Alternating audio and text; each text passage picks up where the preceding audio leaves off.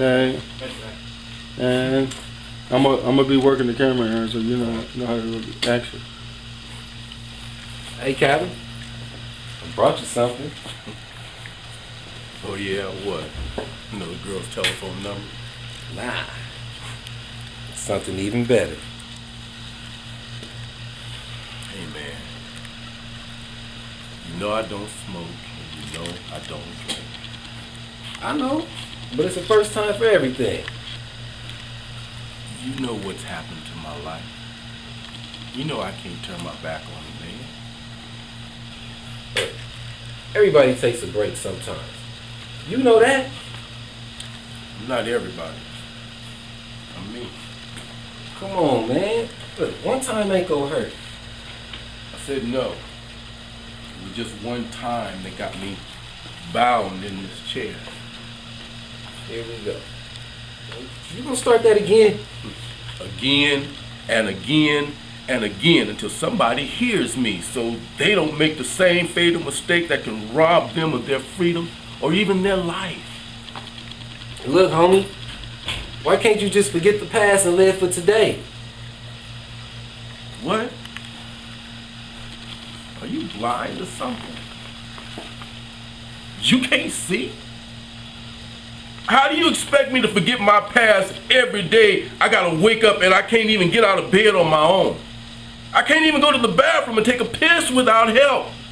Do you know the emotional trauma that I face each and every day? This ain't no dream, man. This is reality. Look at me.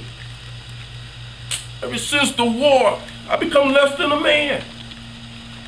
I went to war a player. I was a Casanova. I could put it down. I had any and every woman that I looked at, and now I can't even satisfy my wife. Do you know how living in this chair day in and day out makes me feel?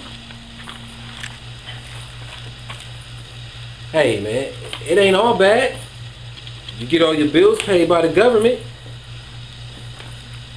I mean, you don't have to look at the bright side of everything that's happened. Bright side? What is the bright side of this? Every man's dream is to be able to please their wife, play ball with their kids, go to the store, go shopping, go to work in the shipyard, just to live life to the fullest. Now, you know what? I'm living life to the fullest. Right here. This is living life to the fullest. Carl, you don't even have it all, man. Living life to the fullest is being an alkie, sitting around drunk every day. So drunk you don't even know your head from your toe. Look at you. One minute you're this nice guy, and then the next you're Dr. Jekyll. Look, don't start to judge me. It's not my fault. It ain't my fault I'm like this. It's not my fault I'm like this either.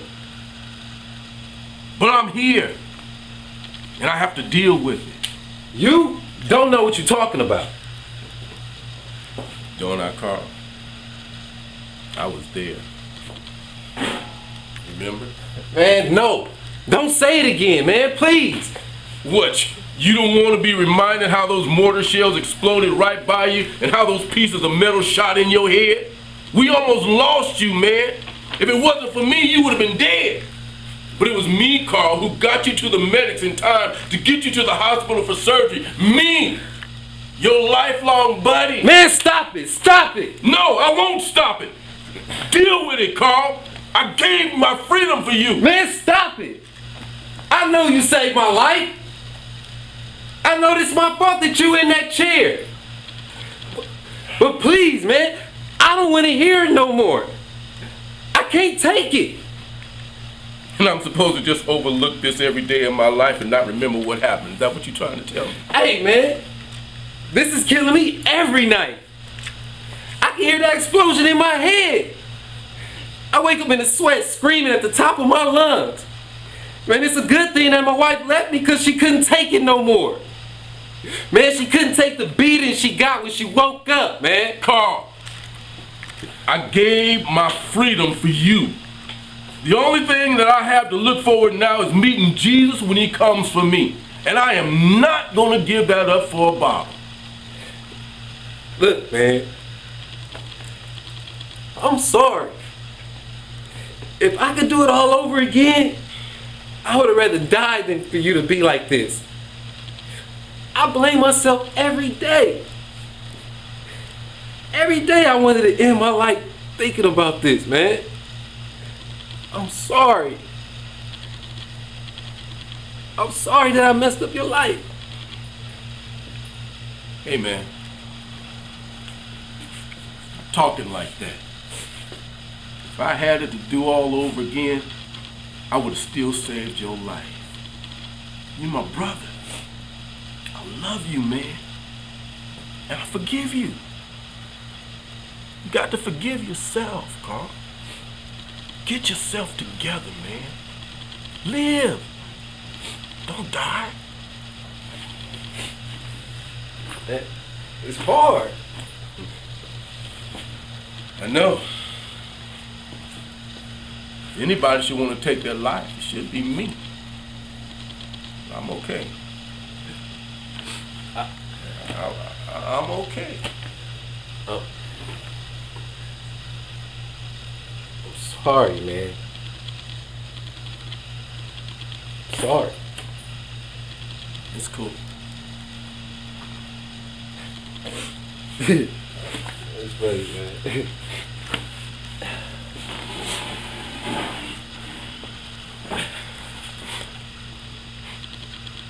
You know what? What? I don't need this no more. I'm gonna be like you, man. I don't know nothing about being a Christian, but I'm gonna try. Maybe I can get some peace and joy too. Like me, Carl. Yeah, like you. Okay. Step over a little more. Okay. Tell us your name and how you got started in this class and in the business. My name is Aaron Frazier.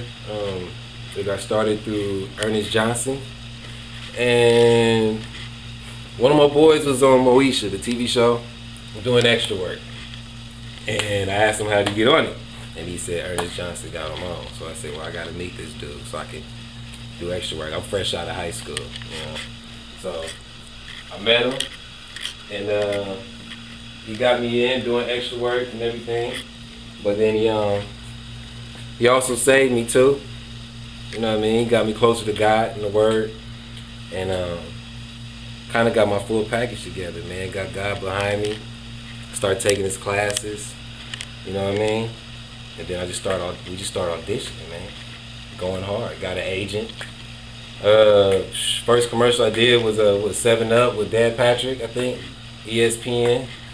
Where I was just doing all kind of dunks and stuff. Well, making short, I did about over 10 commercials: National, Foot Locker, Nike, Powerade, Gatorade.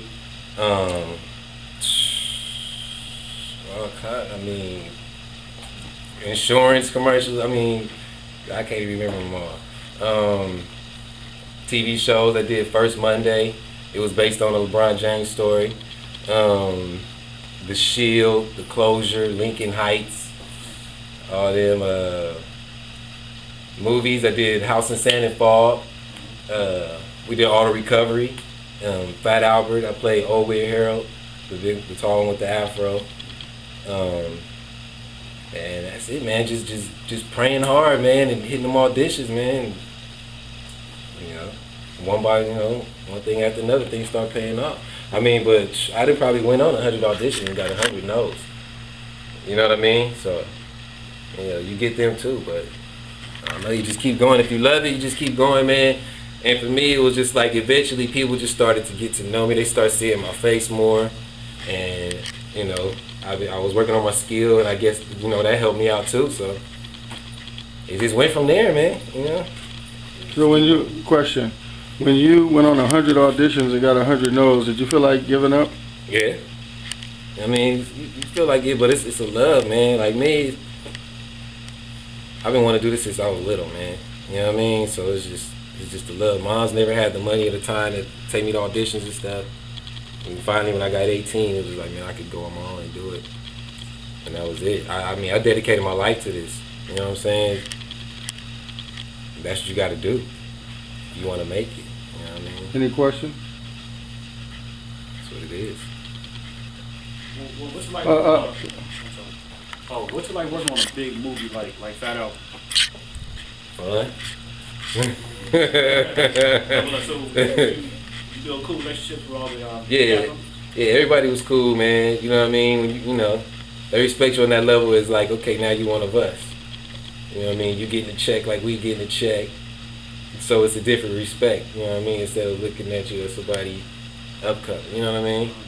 So that was pretty cool to actually get a part of that circle and be like, okay, now they consider me as one of them. You know what I'm saying? As a working actor. Right. You know what I mean? So when does I say that, one of them, that's what I mean. As a professional actor, working actor. So does that mean Omarion and Marcus Houston and all the people gave you their telephone numbers, their personal numbers, you hung out with them? Chilled, all that after the set, you know, hang out, did all that, you know. All that comes with it, man, you know what I mean? Right. I mean, you got certain people that, you know, they big headed and everything, but you know, you kind of bypass them, gotta deal with them. You just keep going, man. What was Bill Cosby like? Bill Cosby was real cool. He was actually cooler than I thought he was, man. I kind of thought he was, you know, be more, you know, tight and stuck up. But he was real down to earth, man. So, man, Bill Cosby was real cool. Cooler than I thought he'd be. Any questions? Yeah. Do you still have any flaws, or do you still have flaws?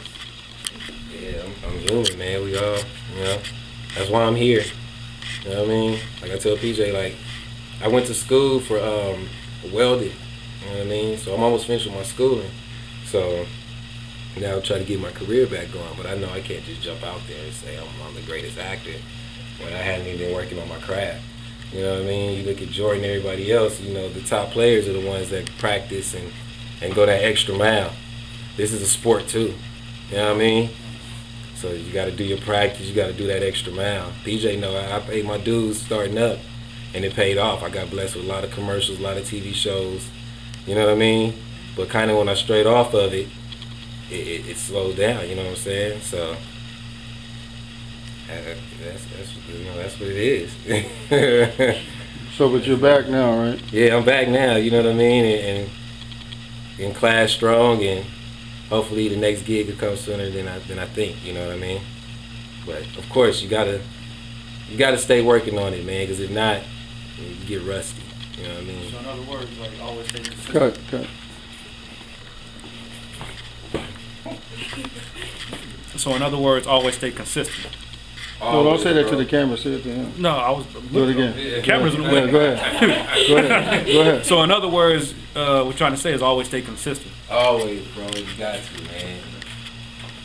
You got to, dog. You got to work on it, man. Once you get in the spirit of it, and that's what you live, you breathe, that's what you eat, the things start happening, man. You know what I mean? Because God knows, you know, He's seeing what you're going for. You know what I mean? If you work hard for it, He'll bless you. One day you were at my house upstairs, and y'all were watching people on TV, and you made a statement, and after that you got Fat Albert. Right. Do you remember what that statement was? Yeah. What was the I was statement? frustrated, up in the room, broke. Like, man, PJ, man, that need to be me. I'm seeing all these dudes on TV, like, man, how is this dude on here? And, you know, not to be arrogant or anything, but it's just like, dang, like, I know my place. Why I'm not there? You know what I mean? Like, I'm seeing these dudes on here, like, man, PJ, I could do that, man. You know what I mean? Why I'm not getting it then? What? Couple days? Couple of days, about a week later. I booked Fat Albert. So, like, here we go. You know what I mean? So, Okay. that's how it works, man. It's almost magical. Oh yeah, have you ever like doubted yourself? Or, like... Yeah. I mean, I go to auditions and still when I leave, I'm like, dang, I could have did it this way or that way. Every time I leave an audition, I'll be like, dang. I could have did it the best way I could have at that moment. You know what I mean? As soon as I get in that car, it's like, I could have did this way. You know what I mean? You your worst critic.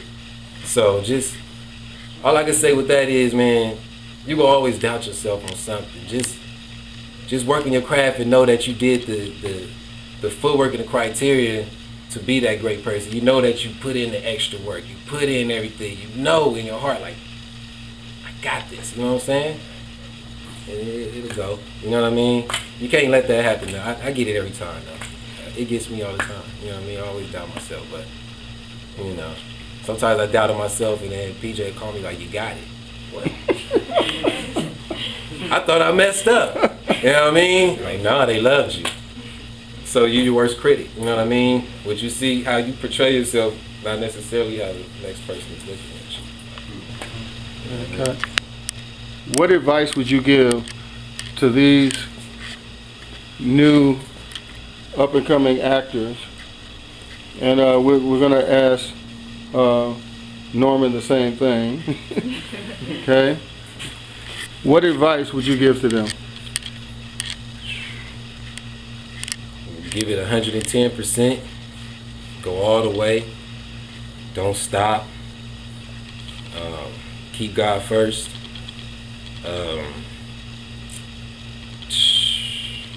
Just don't quit, man.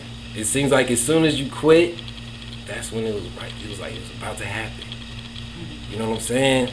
It's like you're right there. But this game is like, you gotta persevere, man. You gotta fight through. It's not easy. You know what I mean? It's cutthroat, all that. But just, if this is what you want to do, eventually you get there, man. I've seen it happen to people in the acting game. I've seen it happen to people in rapping. I've seen people that are not the best rappers get up to the stature of the best rappers just because they hustle and they believe in themselves so strong.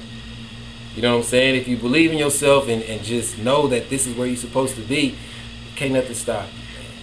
You know what I mean? You gotta just keep going. Like I said, I had no's. I could have been like, man, I'm done. I'm gonna go do something else, man. You know what I mean? Like, I had opportunities to move out of state. You know what I mean? I even tried it. You know what I'm saying? And I came back, and then I booked Fat Albert, booked TV shows, and it was like, dang, what if I never came back? What if I wouldn't have got the role? You know what I'm saying? So you gotta just keep going, man. If this is what you want to do, you gotta give it 100%. And I'm sorry, but your life is a dedication to it. You know what I mean? So you have to really be sure this is what you want to do. You know what I'm saying? Because it's a lifelong dedication, man. You know what I mean? Here we go. Thank you. Like we was gonna say, you know, I knew Lamont Bentley before, you know, Moesha. You know, we were actually, you know, way back in the day. Like, this man right here actually remembered me when I was 6 years old. You know what I mean? So we go back 22 years. Yeah. You know, so go ahead and tell them your name and tell them something about your career. Okay. Well, my name is Norman D. Golden II. I guess you want to talk about some of the roles I've had. Okay. Well, I starred in a movie called Cop and a Half with Burt Reynolds. Came out in '93, so a lot of y'all wouldn't hear yet. But then I did a movie with Oprah Winfrey. I worked with Danny Glover, Joe Pesci, Wesley Snipes. I did a movie. Actually, it was an international piece. It was shot in Melbourne, Australia. The remake of Moby Dick. That was a mini-series, which was pretty major for USA. Back in, I think, 99 it came out. 98, 99, something like that. So that's pretty much, you know, I started actually in class, like y'all, you know. Betty Bridges at the time was my manager, but Ernest Johnson was working with her. And, you know, that's how we established that connection. And it's been, like I said, it's been, you know, over 20 years. He's watched my career go, you know, before Cop and a Half, before all that stuff I named, you know, and I was just doing commercials, and I was running in like, yo, I want to be an actor.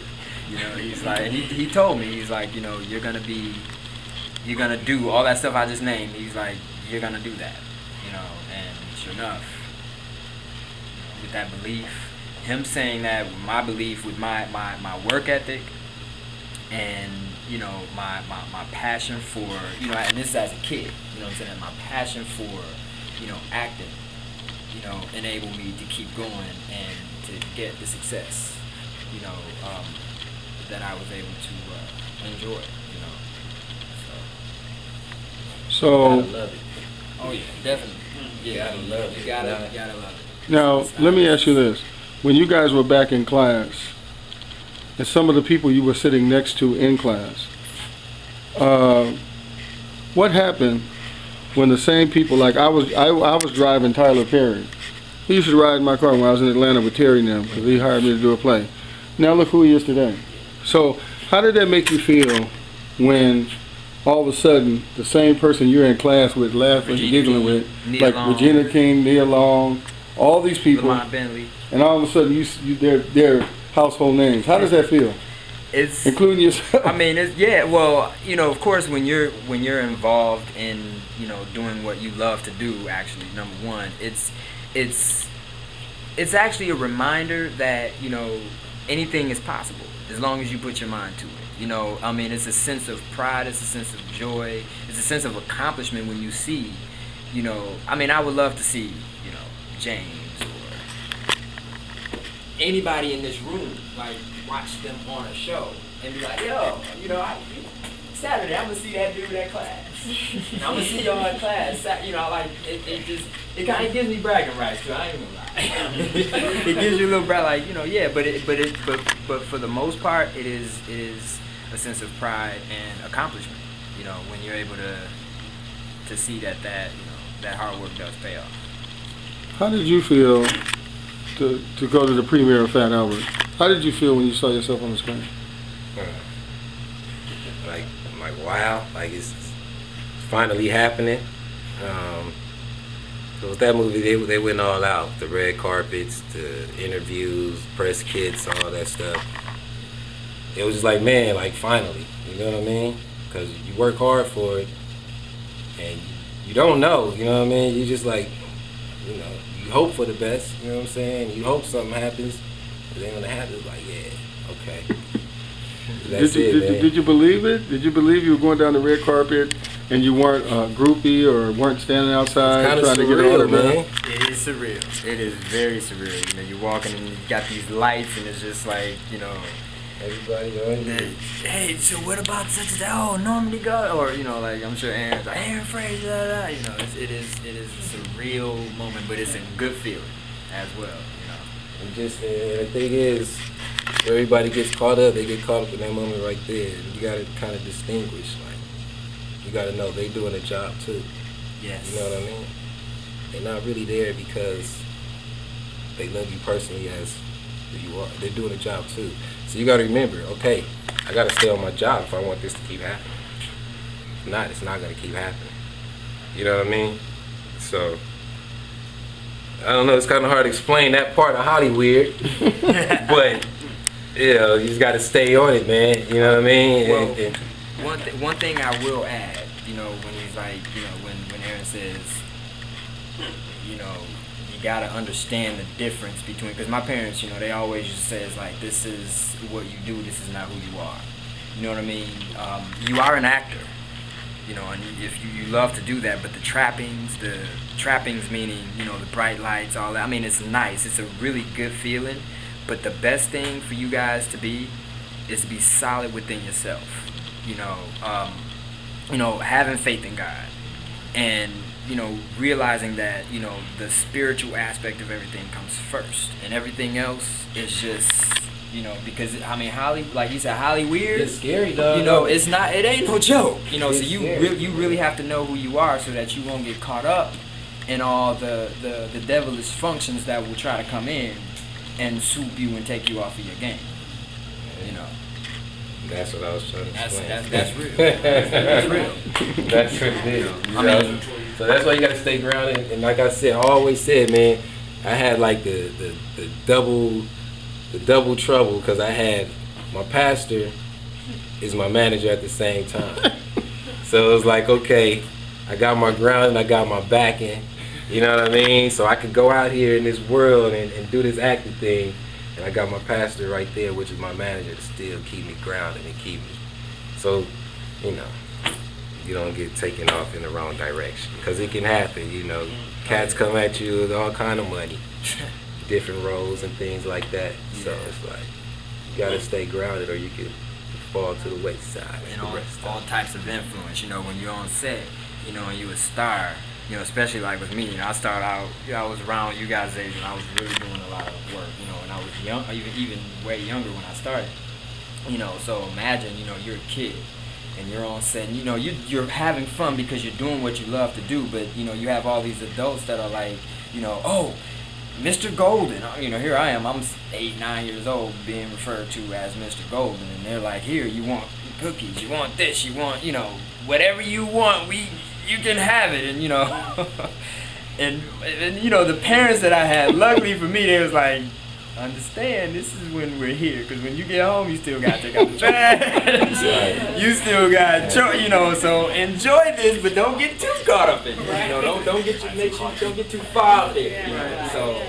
just if you guys can know, and what I actually, through that experience, I was able to actually learn to keep myself in check, you know what I'm saying, based off of the things that my parents taught me, you know, in regards to, you know, faith and all that stuff. So that it was never an issue, you know, I was able to remain grounded but still enjoy, you know, what there is to be enjoyed with that kind of, you know, with that lifestyle. Final closing statement, you got 30 seconds. Yeah, man, keep grounded, go hard. It's a life dedication, so if this is what you want to do, there's no room for nothing else. Closing statement, 30 seconds. I think I've said enough. I mean, you know, really pretty much like Aaron was saying, you know, just do what you love, remain true to yourself, you know, don't lose yourself in trying to chase something that, you know, is really not you know what I mean, and do your best, be your best at all times, and, you know, never settle, never let anybody come in and, you know, give you riffraff, just be you. And invest. Yes. What? And invest. Invest. Yeah, he invested. That'll keep you going strong. He invested in a bank. A whole bunch of stuff. Yeah, A lot of property, a lot of bank. So all right, invest. Give him a hand.